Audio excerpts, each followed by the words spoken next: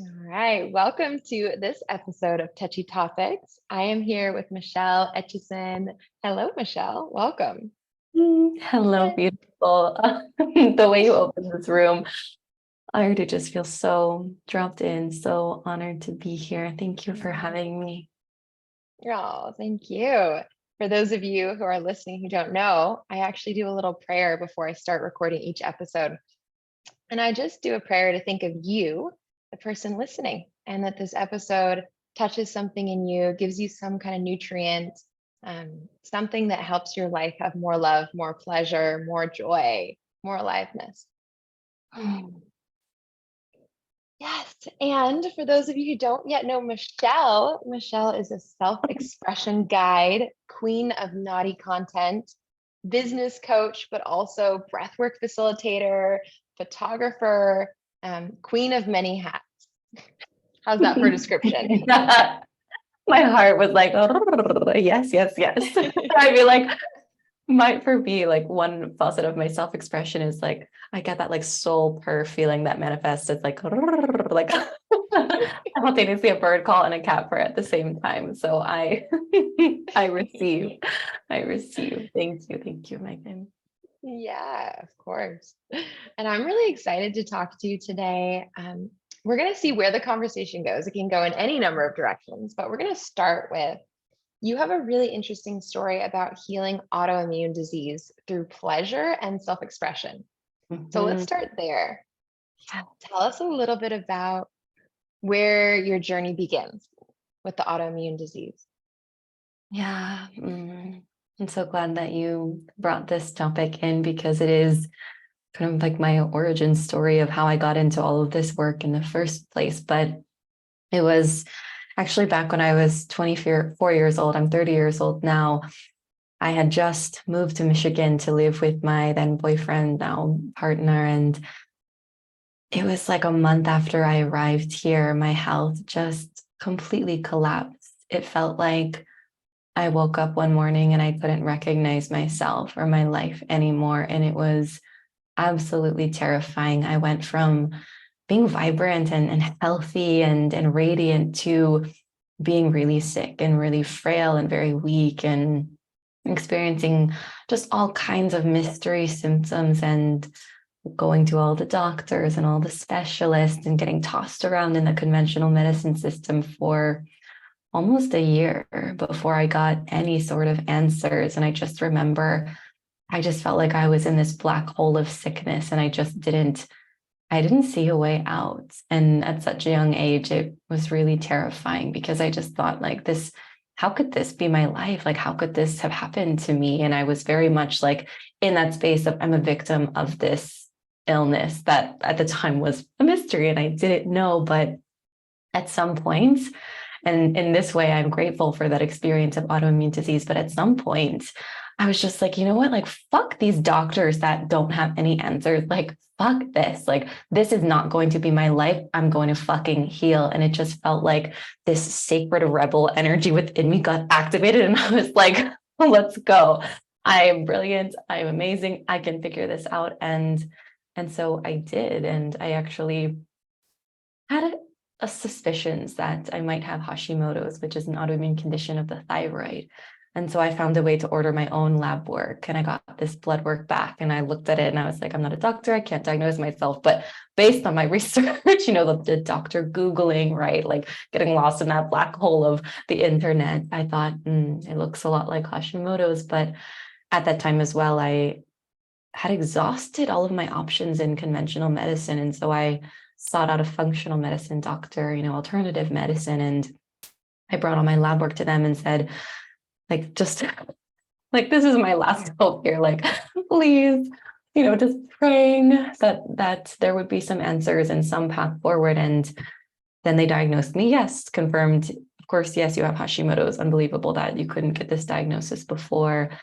And also diagnosed me with celiac disease and also the skin form of celiac disease. And at the time, I remember I got out of that doctor's office and I like got into my car and just like sobbed in the parking lot, simultaneously tears of relief that I wasn't just absolutely insane and just totally lost my mind and all my symptoms were in my head.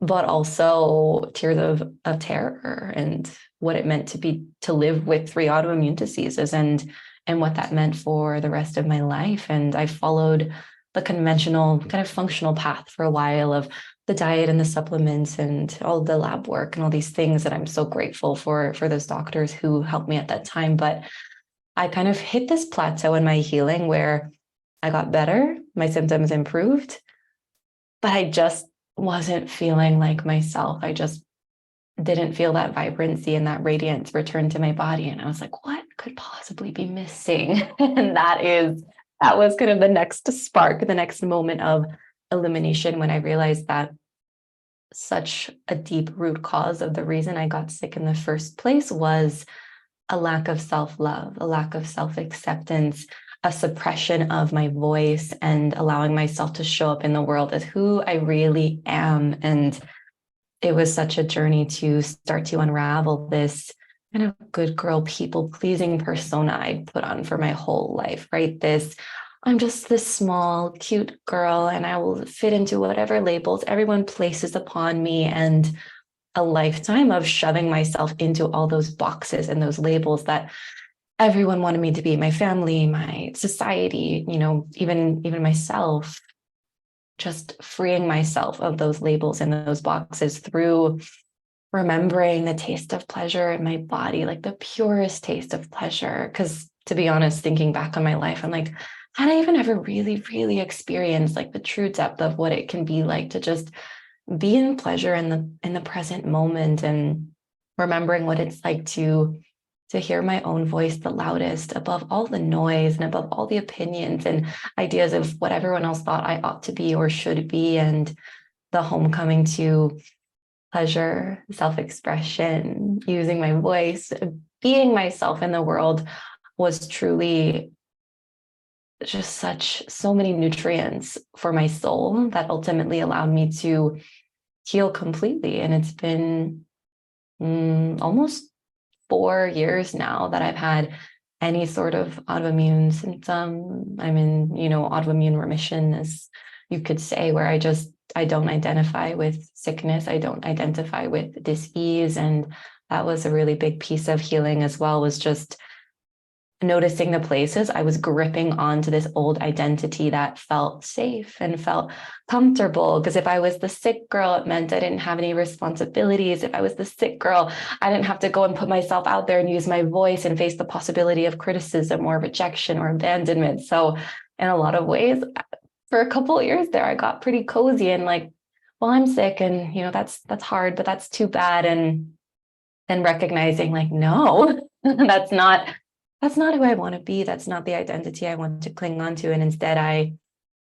embraced my pleasure through, as you said, through breath work, through sensual expression and connecting to my body and the world through my physical senses. And then from that place, it's just been, like if I could describe it, like it's almost like my soul like sighed a deep relief of like, oh, like, thank God this bitch just finally got back on her path. Like, we can like relax for a little while. She's got it. She's found her way again. And that's just the path that I've been walking since I was 24. So the last 6 years of my life been dedicated Wow. to pleasure, to self-expression. Very cool. So it's almost like these autoimmune diagnoses were a wake-up call, it sounds like. So Hashimoto's, Exactly. celiac, it was like your body, because autoimmune is your body turning in on itself, right? And Yeah. what I'm hearing is like Mhm. you were turning in on yourself emotionally too, of like taking in other people's opinions and advice and contorting, and that contorting Mhm. created disease. Yeah, I created separation from myself, and healing Mm, through pleasure and self-expression was me walking myself back home to me. And that mm, ultimately is what allowed me to heal. But no, I love that it was really my body kind of this last ditch effort of like, hello, like we're screaming at you. Can you please listen? And finally I was forced to listen. And I feel even right now in this moment, like, just like a wash of gratitude for my body. That is my ultimate teacher, my body. She's so wise. Yeah.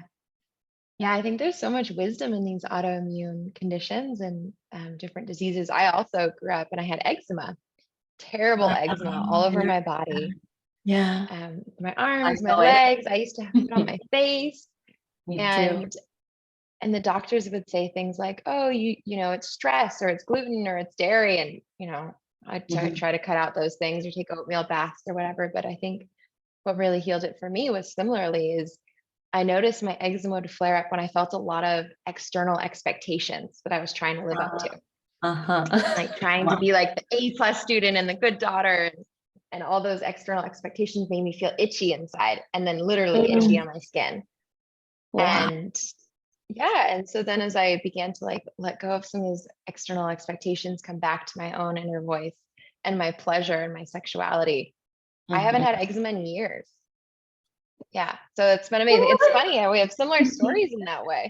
Yeah, no, and I know the skin symptoms all too well. And yeah, it's like even thinking of our skin is, this barrier, this protection that keeps us safe from the outside world, but also, like you said, that like itchiness from the inside of like, I just like don't feel at home in my body. Like I don't feel a sense of belonging within myself. It like manifests physically on our skin, which is our beautiful protector and container in which we get to live and experience. And I didn't know that about your story, Megan. So Mm, I love hearing more about your healing as well, and just mm, collecting evidence of what's possible, right? I mean, even when I got diagnosed with autoimmune disease, I never heard of someone just healing and just never looking back and never thinking, oh, I'm sick, I have these diagnoses. It's like, oh no, that's just a faint memory. I was once had those labels placed upon me. And in a lot of ways, I even view it's like the same way, like the good girl, the people pleaser, the nice one, the quiet one, all those labels. In a lot of ways, to me, in my experience, autoimmune disease labels, diagnoses were just that. They were labels that somebody once placed upon me that I ultimately decided I don't resonate with them, and I don't desire to keep myself in that box anymore. And for me, mm, it was very freeing to let go and let those labels dissolve softly into the background, while also holding such reverence for everything that disease taught me and all the ways in which it opened me up to the life that I get to live now. mm. Yeah. Yeah, I can really see that. And I think one of the other things I love about your story is that you tried to go to traditional medicine, but there wasn't answers there. And I think often it's because the way we look at the body is like it's an isolation. It's like, okay, Mm. symptom, Yep. what's the medicine that Yeah. fixes the symptom? Right. But it doesn't get to the deeper thing, which is what's actually causing this. Mhm. And so you can't heal it without getting to the deeper challenge. And even functional medicine, it sounds like looked at like the nutrients, the supplements, and Mhm. some of Mhm. the deeper layers, but it wasn't until you really got down to the emotional core that things started to shift. Mhm. Yeah, it really took like listening to the voice of my womb, like listening to the voice of that part of me that knew the way all along, and learning how to trust that voice again. And ultimately it was a journey of self-trust and allowing pleasure to feel safe, because previously it had felt so foreign, even feeling comfortable to dance in my body, like by myself, but like in front of other people, oh no. And just the journey of teaching my body, like, no, this pleasure, this delight, this enchantment with life, it's actually really safe. We don't need to settle for breadcrumbs of pleasure. We don't need to settle for keeping enjoyment and delight at this arm's length. Because for me, one of my oldest stories was the story of it's too good to be true. Like when life got really good or when things are going well, there was a part of me that would close up and say, don't get too comfortable because this is too good to be true and it's going to get taken away, or you're going to lose this. So better to keep the love, keep the, whatever it is that I was desiring, like allow it in a little bit, but don't get too comfortable living this beautiful life. And when I could teach my body and my nervous system, like, no, we're open, we're here, we're available for all of these beautiful, good things. Like, this is what I fucking deserve. that's when life just continued to be really good and get even better, and kind of titrating that safety within my body of, it's safe to soften and surrender here. It's safe to soften and surrender here again and again and again. And that's been the practice of a lifetime, really. Mm, yeah. I find it so interesting how profound pleasure is in people's lives. Like you talk Mm-hmm. about listening to your womb. I talk about listening to your pussy. And when I Yeah. started sensuality and sexuality, it felt like a sidebar of my life. And the Yeah. more I explored it, the more it's like, oh no, it's actually the foundation. And I just Yeah. want to talk about that for a minute. Like, why is pleasure so important? Why is this the foundation of our health and Uh, vitality? And I have yes. a hypothesis, and then I want to hear yours. And I think part of it is what you said is like when you're in pleasure, it's like our body is telling us it's okay to feel good. Yes. And I remember reading you can't make sex hormones and stress hormones at the same time. So if disease is caused by stress, There maybe you the antidote is sex. And more broadly, like pleasure and go. letting Yes, your body feel amen. good. Yes, What do you think? amen. 100%. I am in full, my body is like, and I do really believe that when I started, like you said, it's like, it's not pleasure as this like casual sidebar of like, maybe sometimes I'll make space to like do something that brings me pleasure. Like maybe every once in a while I'll drop into a self-pleasure practice and really listen to the voice of my pussy. But like, maybe like once or twice a year, it's like, no, no, no. When I started to, even like connect to my pussy through mirror work, or connect to my body through self-pleasure, or breast massage, or even just sensual massage in the bathtub, like massaging my hands with oil and just delighting in the experience of receiving my own touch, and learning how to be the first recipient of my own medicine, of my own heart, of my own voice, of my own body. It's like my entire experience of my life and of the world and of other people and my relationships completely and utterly shifted to something so much deeper, because it brought me back to simplicity. It brought me back to connection with the earth. It brought me back to connection to myself, and feeling like my body is my home and I'm safe here. And from that space of my body is my home, and I'm safe here, it's like my soul had an opportunity to really like fully land, such that I had space to start to create the things that were on my heart to create, right? And I find for so many of us, something that is so pleasurable and something that is what is born through the experience of letting ourselves be in pleasure is, creating things with our medicine crew, whether it's you're a business owner and you have offerings, or you're an artist and you create art and paintings, or if you're a photographer and you take beautiful photos and that's your form of art. It's like when our soul has the opportunity to finally create the art that it came to to earth, to our bodies to create, it's like that circle of pleasure just kind of continues, and Mm, it never ends. And I'm so curious to hear as well, like your yeah. experience of pleasure, and what it was like to let it be a guiding pillar, like you said, a foundation to life, and how you lead Yeah. yourself. Yeah, it's huge. I just as you were saying too, like pleasure let you receive your own touch in your own body.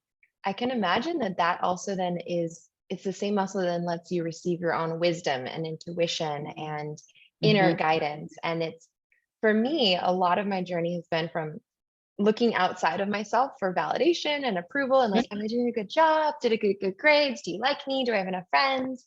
To Yeah. really turning in and being like, what feels good inside of my body?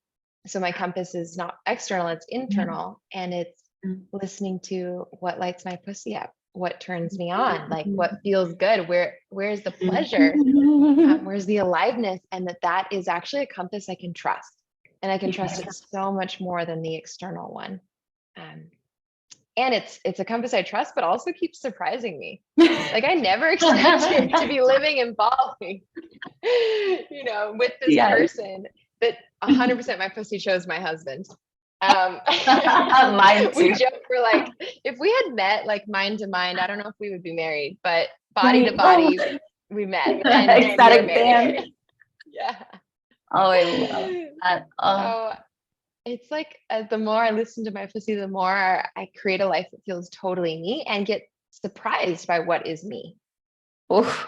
I just got chills. Like my heart just went like just body shudders of delight. I feel the same way. And even for me, like I lived in Mexico by myself this winter for a while, and that was absolutely 100% the voice of my pussy speaking to me and saying, this is something that you need. This is something that is just part of our current evolution. Like, go, go, go. And it's like when we can listen to those whispers from our body, from your pussy, from your heart, wherever those whispers are coming from, it's to witness the magic in life that unfolds from that place of saying yes to yourself instead of saying no is, I mean, like you said, it's you live your life now married to your amazing husband, living in Bali. It's just all a result of you saying yes to the voice of your pussy that guided you to Yeah.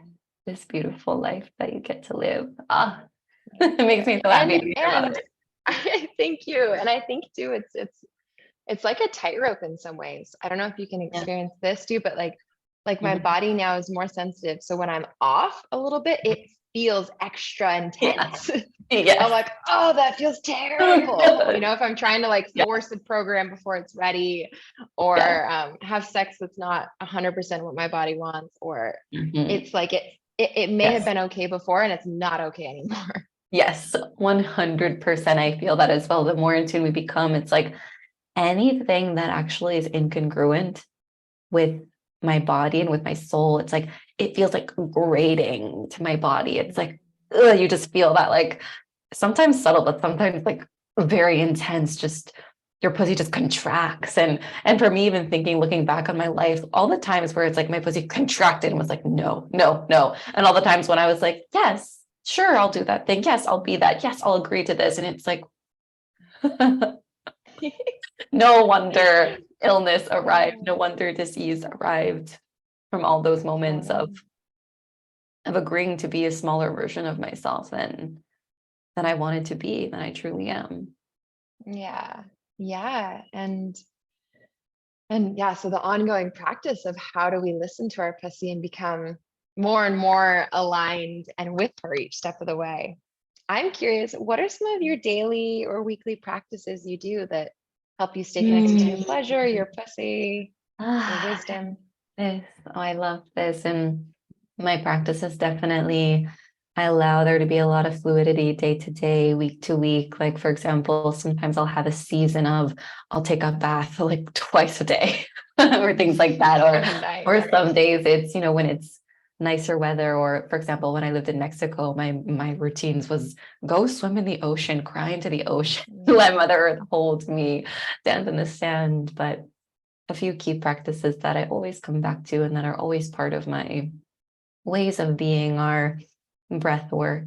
To me, even like I did breath work this morning, and just there's something about connecting to my breath and receiving the gift of my breath that just really opens my channel and reminds me of how supported I am and how held I am by the earth, but also by my ancestors, and gives me the courage to continue to walk on this path. But sometimes in the realms of sensuality, sexuality, there can be it can feel like a taboo topic in a lot of pockets of society, but also self-pleasure practices, and sometimes that looks like an orgasmic practice or like actually being with my pussy, but sometimes a self-pleasure practice just looks like sweeping my aura, like running my hands over my skin and just like feeling this like sweeping sensation of my own touch on my own skin feels so nourishing and so down regulating. I also love emotional freedom technique, EFT tapping. To me, it's always this ceremony of going down and in and recognizing the places in my body where there's constriction or tightness, or where I did subtly get off my path, and tapping always just helps me clear any of those emotions or any of those threads of constriction and brings me back to an open heart. To me, that's the nutrient of EFT. It always, always supports me in opening my heart again. And I will say, dance is also, I dance for like 2 hours every day, probably. I dance. Wow. I have like a big mirror, and we actually just got this like new nice big mirror in the living room. And our living room, like literally, it's set up for all of my practices. Like people are like coming there, like, you don't have like a couch or like a TV in your living room. And it's like, no, I have a yoga mat. I have a gigantic ass mirror for my happy ho dance parties. I have a little desk for my watercolor paints and my, all my artistry things that delight my soul. And so dance is part of my ritual, part of my practice that always brings me back to pleasure, because it's finding all kinds of different styles of dance, like hip movements and, like slutty self-seduction in the mirror, but also just adorable, sweet inner child rolling around on the floor, sometimes raging on the floor and getting really angry and allowing the anger to be witnessed. But just the practice of every day asking my body, like, where would you have me go? Or, asking the voice of my womb, the voice of my pussy, like, where do you want to go today? What do you want to do? And being so available. And like you said as well, being available to be pleasantly surprised by the answer. Like sometimes it's something I expect, and sometimes it's like, get in your car and go to a place you haven't been yet, and just sit in your car and get out of your car and go explore a different arena of the park or a different place. So it's really allowing my body to be my guide. Yeah. Love that. Yeah, so many fun things. It's funny, you started with breath work, and that's what I've been working on lately too, actually, is just simply taking really deep breaths. That's it. It's just like, what does it feel like to soften the whole front channel of my body, soften my belly, my womb, my pussy, and take deep breaths. And if you're listening to this podcast episode, I invite you to do it right now with us and just notice what you feel. Because for me, I almost always feel more present, more vulnerable, and more sensation, Oh, which can feel great and a little nerve-wracking sometimes. And yeah, I love that. My practice is that. And I do also self-pleasure, but it's not just touching my pussy. Like you were saying, I think when people hear self-pleasure, they just assume like masturbation, yes, or like, yes, especially exactly. goal-oriented masturbation to climax. Yes, like reach the orgasm. That's the goal here. And it's like, but self-pleasure, it's like the portal of self-pleasure is so much more expansive and playful, and to each their own experience with it. It's so true. And like for me, it's like a whole body exploration of like, where can I find pleasure now, and can I welcome it? Yeah. And the practice of like saying yes to the pleasure. Yeah. Yes. And I will say too, this practice, I only do it for like 10 minutes every morning, because day with a mom as a baby, with a baby, not as a baby. I'm an adult, but I have a baby. Yeah. It's busy. Like I have it's one of the things I miss the most about motherhood is I just have way less time for practice. Yeah. But it means that those 10 minutes, I'm like, I'm all here. Like I'm And really gonna find the pleasure, experience it. Because that's the thing then that powers my day. So yeah. Oh, I love that you make that point, Megan, as well, of it doesn't have to be a 2-hour practice every morning where you're like, okay, did I check this off my box? Did I check this out? It's like creating those pockets of moments made sacred, right? And those moments could be you drive yourself to work, but before you step into the office, you spend 2 minutes in your car listening to your favorite song and screaming the lyrics at the top of your lungs in a way that delights your soul. It's like there's so many ways to create and experience pockets of pleasure that don't need to take up lots of time or feel daunting or feel like, oh, like that, I don't have time for that today. It's when you're cooking dinner, that's something I do as well. Pretty much always I'm playing K-pop, like Korean pop music when I'm cooking dinner. I'm like, dinner cooking is a dance party every night, which is actually something autoimmune disease brought into my life. Like food used to be so stressful. And I was like, I need to find a way to not like contract every time I go into the kitchen. And for me, it was like, you know what? Cooking is going to be a fucking dance party. We're going to play music. I'm going to like get my spoon, my little spoon microphone and flip my hair. And it's going to be an adventure every time I cook. And my husband totally appreciates it.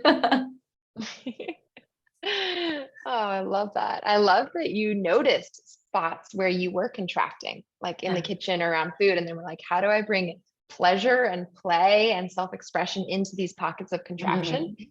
so that Yeah. they open and there's pleasure that's possible? And I can Ah, imagine that mindset you can take in any realm of your life, whether yeah. it's like sitting down to work. If you're always getting like tight, contracted, gotta work. It's like, Yeah, okay, like, how can you pussify it and make it more yeah. pleasurable? I Or love that. eating or, cleaning your house. That's one of mine. I'm like, I get tight. I'm like, okay, I gotta clean and do the dishes.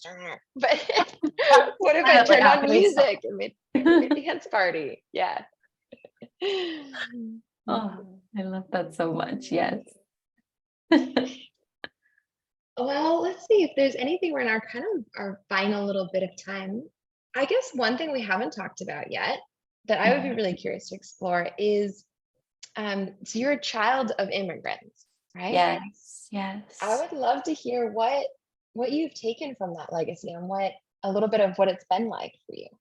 Yeah. Oh, thank you for asking that. My heart just like softened. It's funny for our listeners. Hello, beautifuls. But I like called my grandmother into the room, my harmony into the room, like as you said the prayer, and I like felt her presence here. And so I feel like she's really delighted to have a piece of her story told. And harmony, harmony. Love you, grandma. But so my mom actually is Korean. She's from Seoul and she moved here with her parents and her siblings when she was actually only 2 years old. So she grew up in America, but in a very traditional Korean household. And for me growing up, my dad is from America. He's, the traditional mix of many different European cultures and lineages. So I grew up biracial and for the longest time I resented the hell out of being biracial. I resented being Korean because it made me feel like there was no place that I belonged. I wasn't white enough to fit in with all the white kids at school, and I wasn't Korean enough to be Korean. So it kind of left me straddling this line of, well, if I don't fit in here and I don't fit in here, like where do I belong? Where do I fit? I don't belong anywhere. And so it created this for a long time, this sense of separation with myself. But it also made me at a really young age decide that I get to belong to myself and that I don't need to find belonging within anything outside of myself. And I'm so grateful for that experience of deciding to belong to myself at such a young age because I carried that with me. But within the experience of being Korean and navigating being Korean, but growing up in a way that I didn't feel so connected to my Korean culture because my grandparents passed away when I was really young, when I was like 5 and 7. They were, gone from the earthly realms. Of course, they're still here, they're still present, but when they died, it felt like my whole connection to my Korean heritage, just like a whole magical world. Just it was like the door was slammed shut. And I stopped speaking Korean. I stopped eating as much Korean food. I stopped, my grandmother, her voice and the way she would speak Korean. And it used to feel like she was singing every time she spoke because the language was so beautiful. And even now, it still makes me feel emotional to think about the beauty of those times and how much I treasured those moments, even if I can't remember them all. It's like they're still all in there. But for me, it was even within my work and starting to be in these realms of sensuality and self-expression. I remember I had such a fear that my harmony would be rolling over in her grave and be so disappointed in me because this kind of wild free being in my sexual expression, expressing my sensuality the way that I do it does not exactly go in line with traditional Korean culture or even the path that I was, that was laid out for me, right? I was going to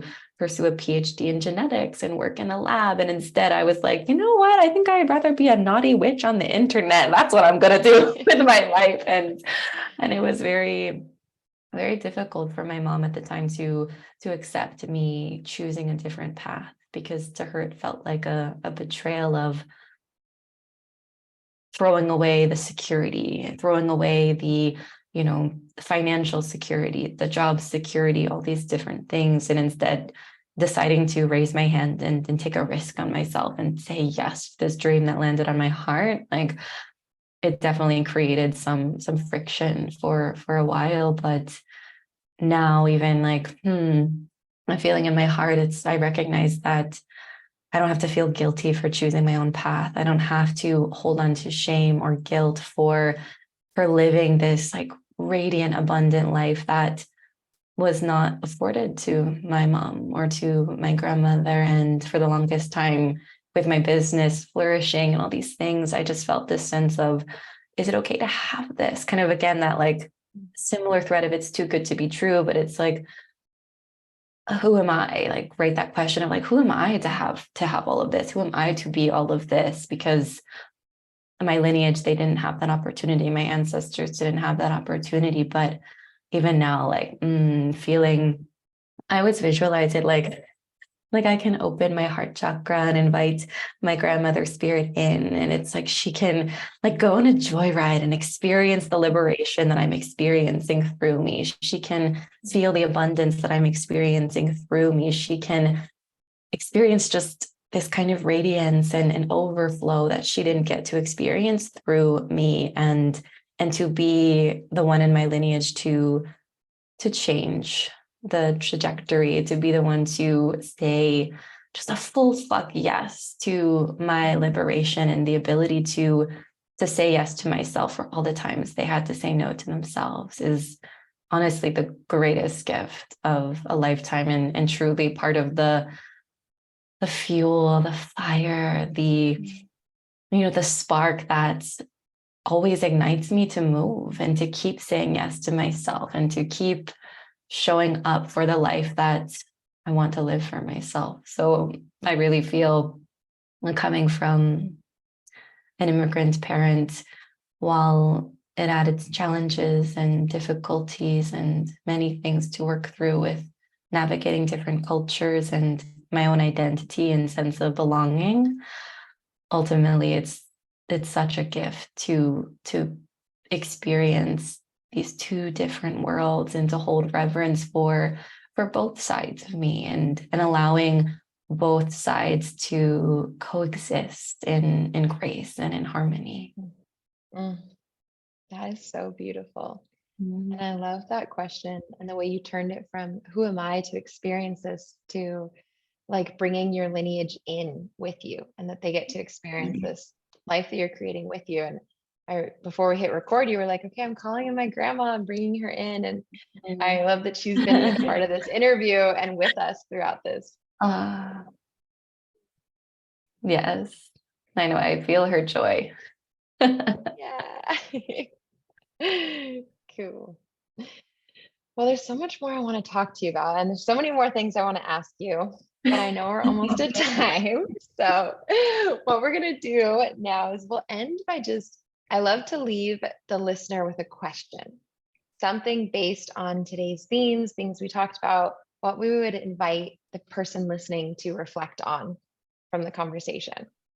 So, we'll each think of a question. Let's see. I'll just summarize. We talked about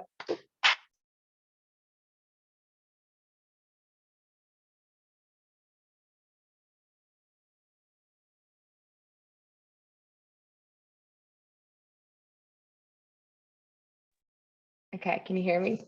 Mm-hmm. Okay, Ashley, we're just going to cut that. Okay. Perfect. So we talked about autoimmune diseases, healing through pleasure and sensuality.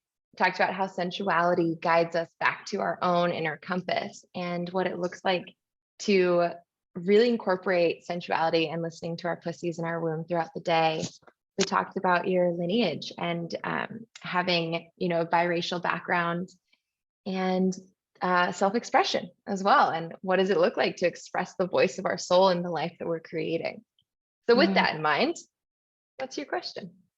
The first thing that arrived on my heart, and something that I often drop into when I'm doing EFT tapping is, there's a point where you tap on your collarbones, on your heart space. And to me, I always imagine as if And if you're listening now, if you want even to just tap lightly on your heart space. And I always like to invite myself into, like, I'm tapping on my heart space, but as I tap, it's like I'm knocking on the doors of my heart. I'm knocking on the doors of my soul. Like, I'm just like, hey, I'm here. And I always ask this question, or I always whisper, what parts of me, what parts of my heart, what parts of my soul have been asleep that are longing to come alive? And I just whisper to them as I knock. I whisper, like, it's safe to wake up now. It's safe to wake up now. And so that is my question is, are there any parts of your soul, your being, your essence that have been sleeping for whatever reason that you feel want to come alive right now, that want to come alive in this season? What parts of you want to come alive? And with, as you tap, as you knock on these doors of your heart, can you just allow that to be a signal, a cue from your body that it is safe to wake up now. It is safe to take up that space now. And that's a question I come back to, honestly, almost every day.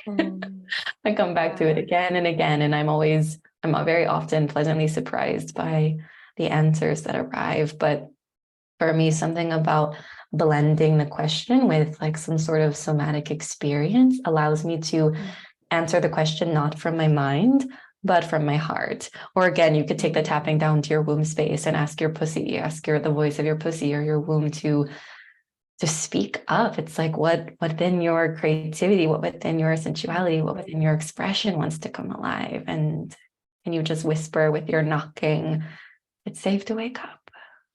Just be open, curious to what wants to come alive. Love that. Oh my gosh, I'm taking that as a practice. That is so Yes. profound. Thank you. My pleasure, with pleasure. What about you, Megan? Oh, a question. I don't know. I feel like your question was so good that how do we leave on that one? Like mine was a version of that. Mine was like, what is the whispers of your womb/pussy right now? Oh, the whisper. So we can kind of blend them, but I love the tapping addition because it does kind of like continuously call my attention back down into my body as I'm doing that. I love that. Yeah, like the whispers of your womb. I'm going to take that one with me as well. Beautiful. Amazing. So powerful. Oh, this has been such a gift. Such nourishment. It really has. Thank you so much. And for anyone listening, I'm going to put Michelle's Instagram in the show notes. So you can reach out to her, reach out to me, let us know what you got from this episode. You can also leave a review. I love reading your reviews. And thank you so much for being here with us. And thank you again, Megan. And thank you to everyone who has listened to this episode. So grateful. Thank you.